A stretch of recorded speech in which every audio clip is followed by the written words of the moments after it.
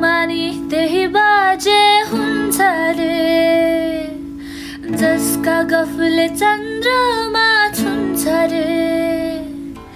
अभागीको लौ कुरै नगरौ न हौ टुलु टुलु हेरेरै रुन्छ रे जीवन जात्रा हो शास्त्रमा लेख्नलाई छुट्या मात्र हो जीवन जात्रा हो शास्त्रमा लेख्नलाई छुट्या मात्र हो लोभीको धन नरन पापीले खान्छ रे पापीको धन नरन खोलैले लान्छ रे